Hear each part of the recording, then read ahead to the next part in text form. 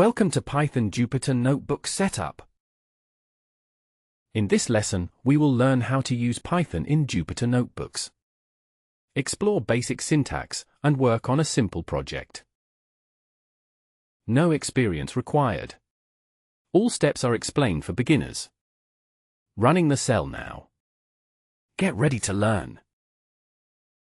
What is a Jupyter Notebook? Jupyter Notebooks let you write and run code in small pieces, called cells. They are great for learning, exploring, and sharing Python code. You can add notes with text or use code cells to try things out. Running the cell now. Let us see how to get started. Let us make sure no warning messages show up as we go along. This comment explains that we are about to silence warning messages. We bring in the Warnings module, which helps us control warning notices. Now we tell Python to ignore all warnings, so things look cleaner. Running the cell now. Now our notebook will not show warning messages accidentally. Knowing your Python version is helpful if you need to match code with tutorials. This line describes what the cell does, checks Python's version. We import that system module, giving us details about our Python system. We print out the current Python version so you can compare it later. Running the cell now. You may see something like 3.10 or 3.11. Any recent version works well for basics. Printing is one of the most basic things to try in any new language. It shows output. This line is a comment, reminding us what we will test. The print function displays text for us to see. This is a classic first program. Running the cell now. Try changing the message inside the quotes to your own name and see what happens. Code cells and text cells. In Jupyter, there are two main cell types. Code cells, where you write and run Python code. Markdown cells, for explanations, like this one. You run a cell by clicking inside it and pressing Shift+Enter. Running the cell now. Try making a new cell and running your own print statement. Variables hold values so you can use them later. This comment says we are assigning a variable. Now we save the name Alice in a variable called name. We print a friendly message using the value saved in our variable. Running the cell now. Try replacing Alice with your own name and see the message change. Numbers are used everywhere in coding, like adding or counting. This comment tells us that variables can store numbers. We make the variable x hold the number 3. We make y hold 7. Here we add x and y together and store the result in sum_xy. Now we print our result. It shows the sum is 10. Running the cell now. You can try other math, like subtracting y from x. You can ask users for input with the input function. This comment explains we will get input from the user. The input function asks you to type your name. The answer is saved in your _name. Now we greet the name you just typed. Running the cell now. Great! Try typing a friend or pet's name. Data setup. Let us load a small real-world dataset. We will use airline passenger numbers as an example. This time series data is popular for learning. Running the cell now. No need to download files yourself. Python will fetch them for you. We will use Pandas, a popular Python library for data. This comment reminds us what the code does. We import Pandas and call it PD for short, which handles tables of data. We set a variable named URL to the link where our data lives. We load the dataset into memory using Pandas read_CSV function. Let us see the shape, or size, of our data, how many rows and columns we have. Lastly, we display the first few rows so you can see what is inside. Running the cell now. You should see months and passenger numbers.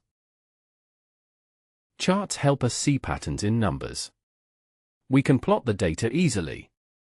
This comment reminds us we are making a plot. We bring in Matplotlib, a library for making charts. This makes the plot bigger so it is easier to see. We draw a line chart showing how passengers change over months. We label the x-axis as month. We label the y-axis as number of passengers. We give our chart a title. We turn the months at an angle so they do not overlap. This keeps the layout tidy. Finally, we show the chart to the screen. Running the cell now. Notice how the number of passengers rises and falls over time. That is a pattern called seasonality. Try making your own data table. You can make a small table, called a data frame, from a Python dictionary. Here is a quick example.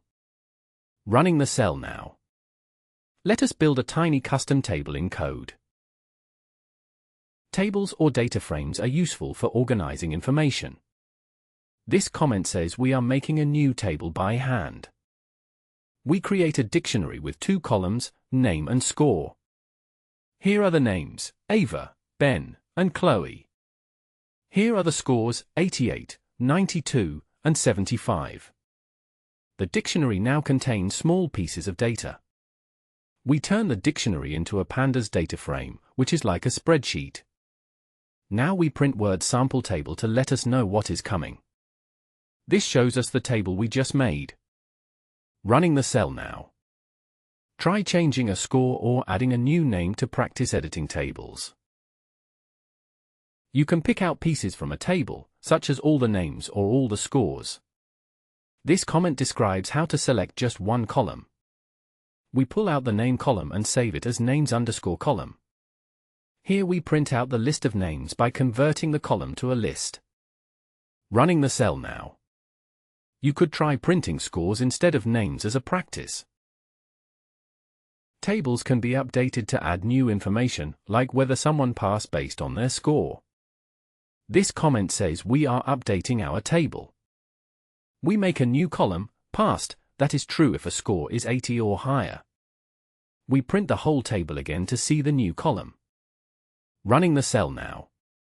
The word true means the student passed. False means they did not pass yet. You can also remove columns you do not need anymore. This comment says we are about to drop a column. We remove the passed column using the drop function. We print the table to see what is left. Running the cell now. Feel free to try removing another column or bringing pass back. Mistakes, like missing column names, are common. Let us see what happens. This comment warns us we will see a basic error. We try to print out a column called grade, which does not exist. The code inside the try block attempts to look up the missing grade. If Python cannot find it, it triggers a key error and jumps here. We print a friendly message, showing which column went missing. Running the cell now. Errors help you spot typos and missing data. It is normal, do not worry if you see one. You may want to see who scored the highest. Sorting helps with that. This comment says we are going to sort. We sort the table by the score column, from largest to smallest. We print out the sorted table so it is easy to see. Running the cell now. Can you try sorting in the other direction by changing ascending? Filtering lets us focus on rows that meet certain rules. This comment says we are about to filter, or select, certain rows. We pick only the students who scored more than 80. This prints just those rows. Running the cell now. Try changing 80 to 90 or another value to see what happens. Loops let us do something to every item, one by one. This comment reminds us we will greet each person. The for loop goes through each name. We print a hello message using the current name. Running the cell now. Try adding a new name to the table and see if your loop greets them too. Let us practice adding data to tables using user input. You will type a name and a score. This comment sets up a little challenge to add a row. The first input asks for a new student's name. The second input asks for the score you want to give them. We make sure it is a number. Pandas combines the old table and the new row into one bigger table. We print the updated table to see the result. Running the cell now. Try adding your own row a few times to see how the table changes each time. Recap. We learned how to print messages, work with variables, and ask for input. We loaded and looked at real data. We made a small table and practiced sorting, filtering, and updating rows. You can now use Jupyter Notebooks to explore Python and try new ideas. Running the cell now. Try making your own notebook and see what you can create. Want more practice or ideas? Try creating your own small table about friends or pets. Add a column for birthday months or favorite colors. Try sorting or filtering by new rules. If you enjoyed this video, be sure to like and subscribe for more beginner-friendly tutorials. Happy coding! Running the cell now. Let us know in the comments what you want to learn next.